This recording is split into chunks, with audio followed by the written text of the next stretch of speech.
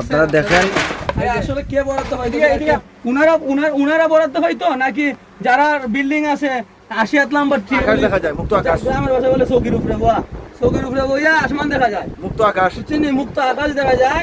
অথচ বিঙ্গেল মেম্বার সাহেব কালকল আইবে এসে বলছেন উনি বাড়ি বাড়ি গিয়ে খোঁজখবর নিছেন, নিয়ে নাকি টিনের বরাদ্দ দিচ্ছেন।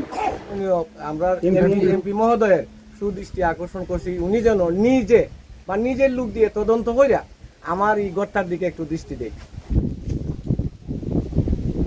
দেখতে পাচ্ছেন আসলে ঘূর্ণিঝড়ে কি পরিমাণ ক্ষয়ক্ষতি হয়েছে। অথচ দেখেন আমাদের এই ওয়ার্ডের অনেক ঘরগুলো এই অবস্থা রয়ে গেছে।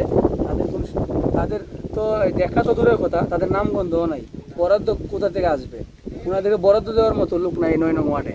অথচ মেম্বার একজন আছেন, উনি নাকি প্রত্যেক বাড়ি বাড়ি গেছেন বিঙ্গাস মেম্বার সাহেব। আমি তো দেখলাম না। এই যে দেখেন কি অগরের অবস্থা। আমরা একটু ভিতরে যাব, ভিতরটা আপনাদেরকে একটু দেখানোর চেষ্টা করব।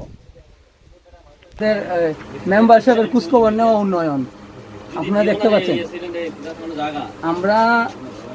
আপনারা দেখতে পাচ্ছেন এই হচ্ছে আমাদের 9 নং ওয়ার্ডের মেম্বার সাহেবের উন্নয়নে বিঙ্গাল মেম্বার সাহেব উনি নাকি খোঁজখবর নিয়েছেন। অথচ দেখেন ঘরের ভিতরে রুমের মধ্যে বসা আছি, মানে আপনারা তো দেখতেই পাচ্ছেন কি অবস্থা।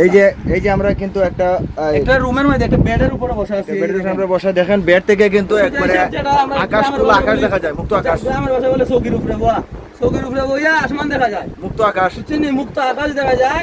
অথচ বিঙ্গাল মেম্বার সাহেব কালকল আইবে এসে বলছেন উনি বাড়ি বাড়ি গিয়ে খোঁজখবর নিছেন, নিয়ে নাকি টিনের বরাদ্দ দিচ্ছেন। হ্যাঁ, আমার সবথেকে বড় কথা হচ্ছে আমাদের চুনারগড়ের পিআইও সাহেব উনি অন্তত খোঁজখবর নিয়ে যে আসলে বিঙ্গাল মেম্বার খাদেরকে দিচ্ছেন টিনের বরাদ্দ, গরিব অসহায় মানুষদের দিচ্ছেন, যারা ঘূর্ণিঝড়ে ক্ষতিগ্রস্ত হয়েছে তাদেরকে দিচ্ছেন, নাকি ওনার আত্মীয় স্বজনকে দিয়েছেন। অথচ ওনার বাবার নামে এই টিনের বরাদ্দ চলে আসছে। আমরা এইটা দেখার পরে দেখেন আমাদের কতটুকু উন্নয়ন হয়েছে। আমরা ওনাকে বুট দিয়ে আমরা কতটুকু উন্নয়ন করছি। হাতলা আগেও মারছে, এখনো সে মারতেছে, হাতলা মারতেই আছে। এই যে আপনারা দেখতেছেন ঘরের ভিতর থেকে বাহিরে সবকিছু দেখা যায়। ঘরের অবস্থাটা দেখছেন, ওই দিকে এই যে আপনারা দেখেন অনেক কিছু দিয়ে তালি দেওয়া আছে। এই যে দেখেন ফরাসের দিকে একটু দেখাও। বরাদ্দ কে পাইতো ছিল? ও উনারা বরাদ্দ পাইতো নাকি যারা বিল্ডিং আছে 80 নাম্বার বিল্ডিং এর ঘর, ফাঁকা ঘর, টিন দিয়ে করা, তারা পাইতো? আপনারাই বলেন, আপনারা দেখবেন। আর ওই হচ্ছে আমাদের ঘরের মালিক যিনি, আমার বড় ভাই ময়না ভাই।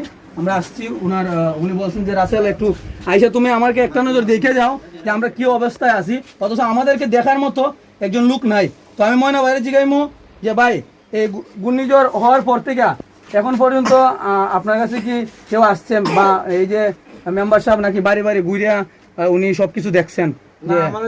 আমার পাশের বাড়ি, আসসালামু আলাইকুম, আমাদের পাশের বাড়ি উনি আইসা গেছেন, কিন্তু আমার বাড়িতে আমার ঘরটা দেখছেন না। উনার বাজার আমি কইছি ভাই আপনি কি আমার ঘরটা দেখেন। আরো কয়েকজন মানুষের সামনে কইছি ভাই আমার ঘরটা আপনি দেখেন, দেখিয়া যদি একটা কুস্তা করেন তো করেন। আমি তো আমার বাচ্চা কাচ্চা লিয়ে, আমার মা বাপ লিয়ে পড়েছি অসহায়। আপনি কি আমার ঘরটাকে একটু দেখিয়া আইলে আমি ওতে একটা কিছু দেন আমারে ভাই। কিন্তু উনি কিন্তু দিন মজুর, রাজমিস্ত্রি। ওনার দিন আনেন, ওনার আম্মা আছেন, ওনার আম্মাই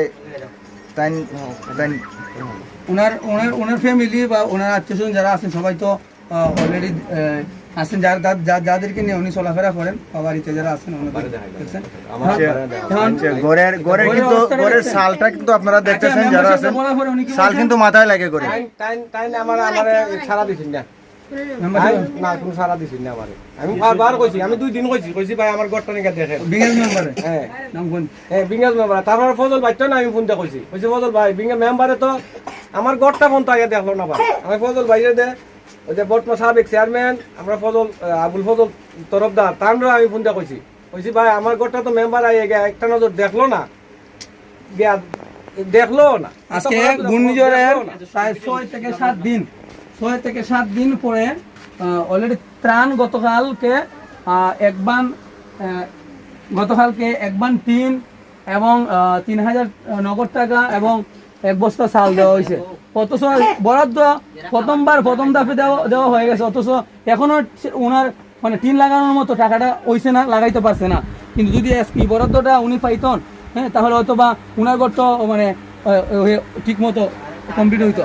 এই যে দেখেন ঘূর্ণিঝড়ে অলরেডি মারুল টারুল সব, মানে যেগুলো আমরা গ্রামের ভাষা বলি মারুল, অলরেডি মারুল ঘরটা ঘূর্ণিঝড়ে ভেঙে গেছে, কিন্তু কিন্তু ওনারা দেখার মতো একজন লোক নাই। ঘুমানোর পরে এই যে চকিতে ঘুমানোর পরে আসমান দেখা যায়, কিন্তু হিসাবে ওই ঘরটা আগেই কমপ্লিট হওয়ার কথা ছিল। আপনারা দেখেন আসলে কে বরাদ্দ পাইছে? তাক আমরা দেখতেছি দর্শক যারা আছেন দেখতেছেন, যারা সবাই দেখছেন ভিডিওটা, আপনারা সবাই তো দেখতেছেন ঘরের যে একটা পরিস্থিতি ঘরের, দেখেন এরকম ঘরে থাকার মতন কোনো পরিস্থিতি আর নাই। আমার আব্বা অত্যন্ত কষ্ট করতেছেন, অসুখে ভুগতেছেন, চিকিৎসার অভাবে। তো টাকা পয়সা আমরা আর্থিক অবস্থা তেমন দুর্বল নাই, একটা ঘর বানানোর মতনও আমরা সমর্থ নাই। আমরা মাননীয় মন্ত্রী মহোদয়ের এমপি মহোদয় ব্যারিস্টার সুমন ভাই, আমরা মাননীয় আমরা এমপি মহোদয়ের সুদৃষ্টি আকর্ষণ করছি, উনি যেন নিজের লোক দিয়ে তদন্ত কইরা আমার এই ঘরটার দিকে একটু দৃষ্টি দেন, আমরার দিকে একটু তার সুদৃষ্টি দেন। এই বললে আমার শেষ করলাম। আসসালামু আলাইকুম।